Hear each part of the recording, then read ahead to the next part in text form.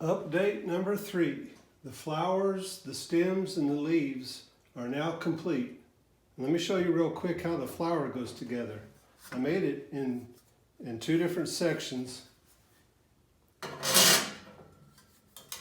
And then I made the stamen, the little goodies with the pollen on them, is also the mounting.